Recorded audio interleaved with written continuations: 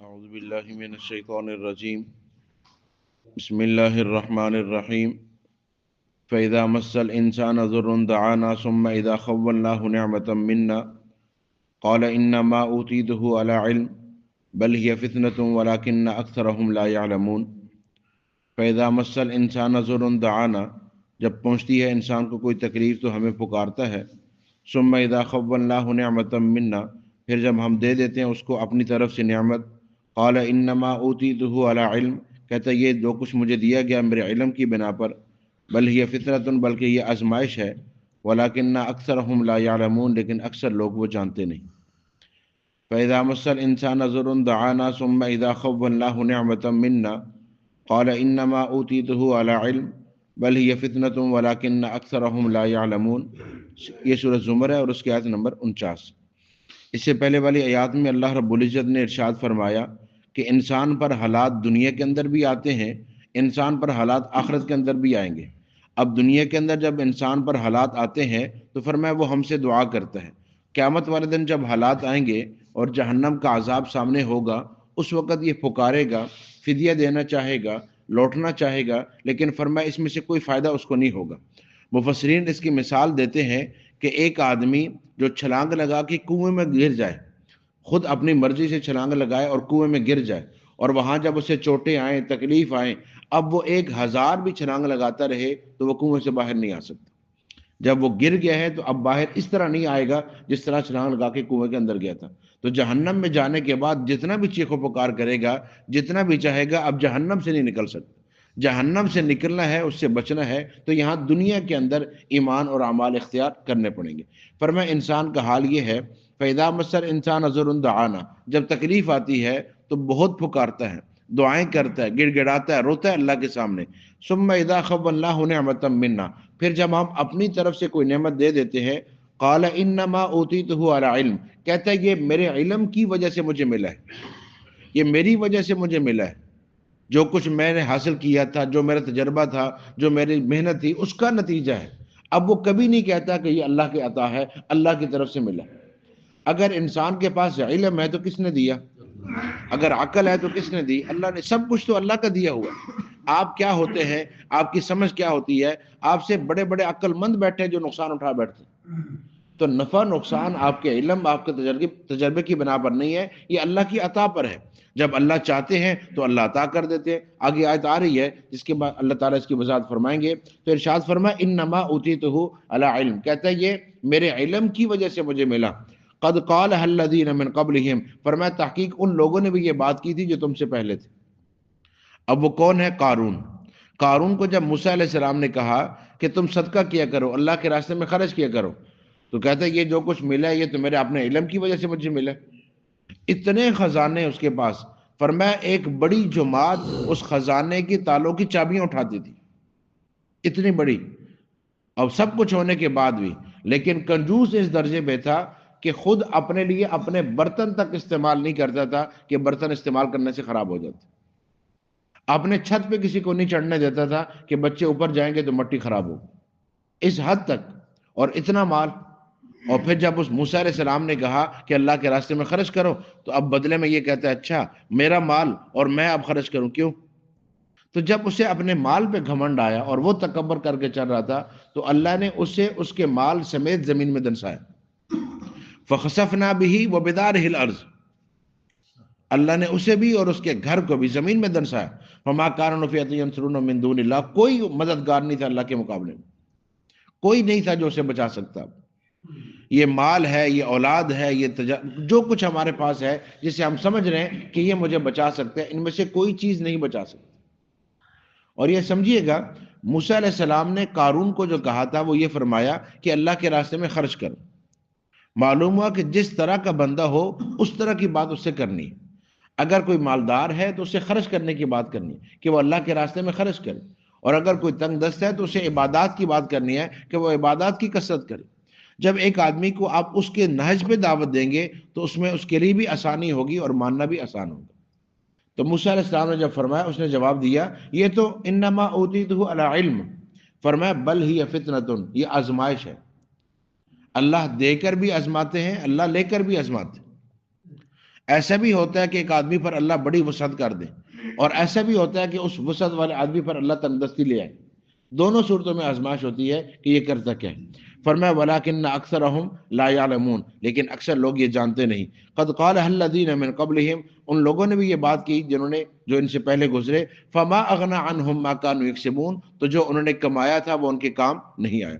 فَأَصَابَهُمْ سَيِّئَاتُ مَا كَسَبُوا، تو پہنچے گی ان کو برائی اس چیز کی جو انہوں نے کمائی۔ وَالَّذِينَ ظَلَمُوا مِنْ هَٰؤُلَاءِ، اور جنہوں نے ظلم کیا ان میں سے، سَيُصِيبُهُمْ سَيِّئَاتُ مَا كَسَبُوا، ان قریب انہیں بھی پہنچے گا ان کی وہ برائی جو انہوں نے کمائی ہے۔ وَمَا هُمْ بِمُعْجِزِينَ، اور یہ عاجز کرنے والے نہیں ہیں۔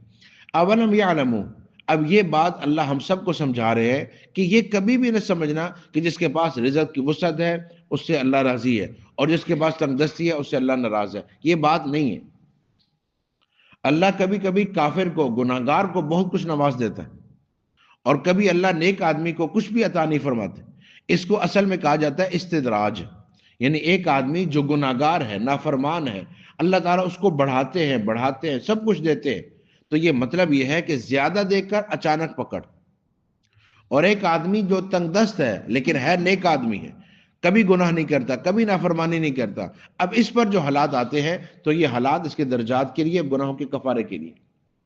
دیکھیں نا، پہلے ہم نے سنا ایوب علیہ السلام اللہ کے نبی ہے، مال بھی ہے، اولاد بھی ہے، کھیتی باڑی بھی ہے، جانور بھی ہیں، سب کچھ ہے، مال کی جتنی شکلیں ہیں سب کے سب موجود ہے، اور پھر اللہ نے سب کچھ لے لیا۔ پہلے بھی اللہ کو پکار رہے تھے، اب بھی اللہ کو پکار، حتیٰ کہ اولاد بھی گئی، مال بھی گیا، سب کچھ، صرف ایک بیوی رہ گئی، گھر تک ختم، اور ایک دو دن نہیں، 18 سال تک، لیکن زبان پہ کوئی شکوہ نہیں ہے، کوئی شکایت نہیں۔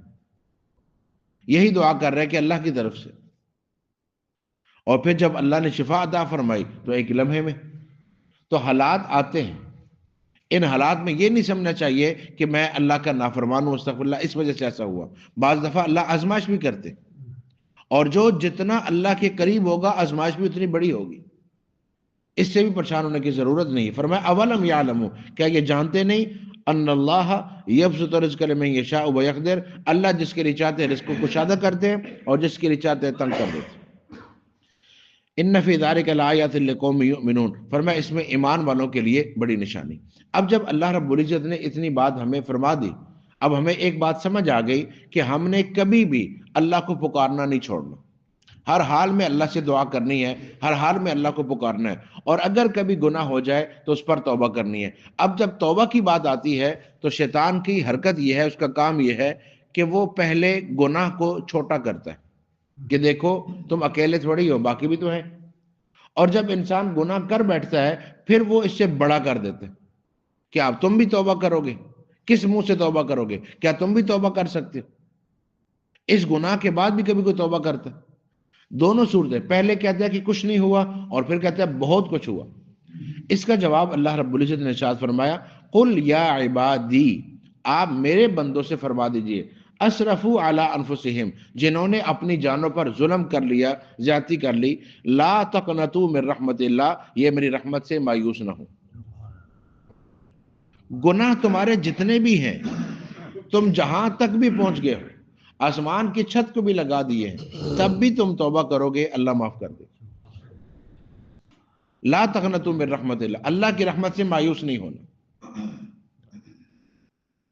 اللہ کی رحمت سے مایوس جب بھی چاہو گے تم یہ سمجھ جاؤ کہ گناہ ہوا ہے مجھ سے، مجھے اس پر ندامت ہے، آئندہ میں نہیں کروں گا، عزم کرو، اور پھر اللہ کے سامنے ندامت کے آنسو بہو، رخسار تک ایک آنسو کا قطرہ پہنچے گا، اللہ اس چہرے پر جہنم کی آگ کو حرام کر دے۔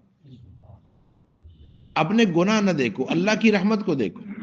لا تقنطوا من رحمت اللہ، اللہ کی رحمت سے مایوس نہیں ہونا۔ ان اللہ یغفر الذنوب جميعا، اللہ تمہارے سارے گناہوں کو معاف کر دے گا۔ کیوں؟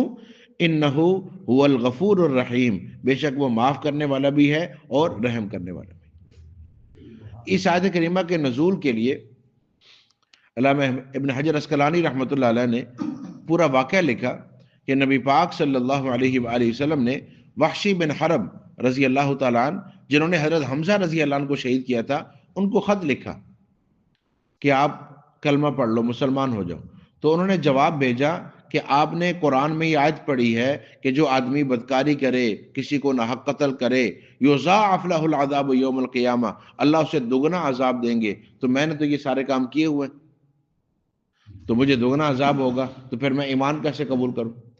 اس جواب میں اللہ نے آیت اتاری، الا من تاب وآمن وعمل عملا صالحا فاولئک یبدل اللہ سیئاتہم حسنات، جو توبہ کرے، ایمان لائے، عمل کرے، اللہ اس کے گناہوں کو نیکیاں بنا دیں گے۔ آپ نے یہ آیت لے کر بھیجی کہ اب یہ تمہارے سوال کا جواب ہے کہ تم نے چونکہ یہ تینوں کام کر لیے ہوئے تھے، تو اب اگر تم توبہ کرتے ہو، ایمان لاتے ہو، اعمال کرتے ہو، تو اللہ رب العزت تمہارے تمام گناہوں کو نیکیوں میں بدل دیں گے۔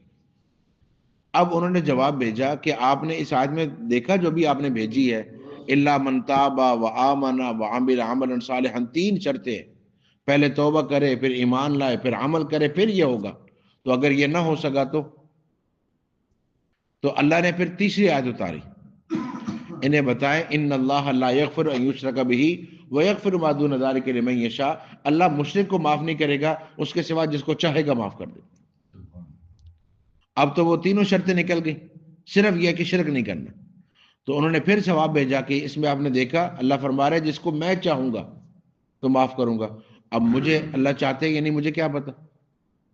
پھر چوتھی آیت یہ آئی، قل یا عبادی الذین اسرفوا علی انفسہم لا تقنطوا من رحمت اللہ، اللہ کی رحمت سے مایوس نہیں ہونا، ان اللہ یغفر الذنوب جميعا، اللہ تمہارے سارے گناہ معاف کر دے گا۔ کہتے ہیں الان، ہاں اب ٹھیک ہے، اب میں کلمہ پڑھنے کے لیے تیار ہوں۔ تو ایک صحابی نے سوال کیا، یا رسول اللہ صلی اللہ علیہ وسلم یہ جو آیت کریمہ ہے یہ صرف وحشی بن حرب کے لیے ہے؟ فرمایا نہیں، میرے ہر امتی کے لیے، یہ اللہ سے معافی مانگے۔ جی جی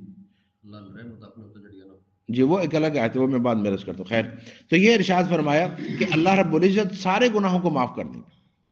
ان اللہ یغفر الذنوب جميعا، جتنے بھی گناہ ہیں جہاں تک بھی ہیں اللہ ان سب کو معاف فرما دے گا۔ اصل یہ ہے کہ انسان یہ عزم کر لے کہ جو ہوا وہ گناہ تھا اور اس پر مجھے ندامت ہے اور آئندہ میں نہیں کروں گا، یہ عزم۔ اب ایک بات سمجھیے گا، جب یہ کہا جاتا ہے نا کہ نماز سے گناہ معاف ہوتے ہیں، ایسا ہے نا، حدیث پاک ہے کہ ایک نماز سے دوسری نماز تک درمیان میں جتنے گناہ ہو گئے معاف ہو جاتے۔ آپ نے عشاء کی نماز جماعت سے پڑھی، ابھی فجر کی اللہ نے آپ کو توفیق دے دی، درمیان کے معاف۔ ظہر پڑھیں گے، فجر اور ظہر کے درمیان کے معاف، یہ ہے، ٹھیک ہے۔ اب جب یہ کہا جاتا ہے کہ نماز سے گناہ معاف ہوتے ہیں، اس کا یہ مطلب کبھی بھی نہیں ہے کہ اس کی شرائط نہ ہو۔ شرائط تو ہوں گی کہ نماز سے پہلے آپ کا جسم پاک ہونا چاہیے، کپڑے پاک ہونے چاہیے، جگہ پاک ہونی چاہیے، نماز کا وقت ہونا چاہیے، آپ کو باوضو ہونا چاہیے، قبلہ رخ ہونا چاہیے، تکبیر تحریمہ کہنا، یہ ساری شرائط ہے نا۔ اس کے ساتھ نماز پڑھیں گے تو نماز ہوگی اور یہ نماز گناہ معاف کروائے گی۔ یہاں جو فرمایا کہ توبہ کرو گے گناہ معاف ہو جائیں گے، اس کی بھی شرائط ہے۔ ایسا نہیں ہے کہ صرف زبان سے آپ کہیں گے تو ختم ہو جائے گا، ایسا نہیں۔ جب یہ کہا گیا کہ اللہ سارے معاف کرے گا تو دیکھا جائے گا کہ گناہ کیا ہے۔ اگر گناہ یہ ہے کہ آپ کی نماز رہی ہے تو اب آپ کو اس نماز کی قضا کرنی ہے، آپ قضا کریں گے، توبہ کریں گے، اللہ معاف کر دیں گے۔ روزہ رہ گیا، آپ قضا کریں گے، توبہ کریں گے، اللہ معاف کر دیں گے۔ زکوٰۃ رہ گئی، آپ سے حساب لگائیں گے، زکوٰۃ ادا کریں گے، توبہ کریں گے، اللہ معاف کر دیں گے۔ تو وہ عمل چھوٹنے کا گناہ، نہ کرنے کا گناہ، وہ تب ہے کہ جب آپ اس کو ادا کر دیں، یعنی اس کی قضا کریں، اس کے بعد توبہ کریں، معاف ہو جائے گا۔ اسی طرح گناہ کسی بندے کا حق ہے، آپ نے کسی کے پیسے دبائے ہیں، آپ ایک حج نہیں 70 حج کر لیں، جب تک پیسے واپس نہیں کریں گے وہ گناہ معاف نہیں ہوگا۔ وہ تب معاف ہوگا جب آپ اس کا حق ادا کر دیں یا وہ آپ کو معاف کرے۔ آپ نے کسی کی غیبت کی ہے، اس سے معافی مانگے، وہ معاف کرے گا، تب آپ توبہ کریں گے، وہ معاف ہوگا۔ تو جیسا گناہ ہوگا ویسی اس کی شرائط بھی پوری کرنی ہوگی توبہ کے لیے۔ بندے کا حق ہے تو بندے سے معاف کروانا، اللہ کی ذات کا حق ہے تو اس کی قضا کرنا، پھر یہ معاف ہوگا۔ اور پھر اللہ نے قسم اٹھائی، مجھے میری کبریائی کی قسم، جب تک یہ موت کا فرشتہ نہیں دیکھ لیتا، جب بھی توبہ کرے گا میں قبول کروں گا۔ تو کوشش یہ کرنی ہے ہم نے کہ ہم نے اپنے ذمے انشاءاللہ کوئی حق باقی نہیں رکھنا، کسی بندے کا کوئی حق باقی نہ ہو، اور باقی جو اللہ کے حقوق ہے، جو نمازیں رہ گئی ہیں، حساب کریں، قضا کرنا شروع فرما دیں۔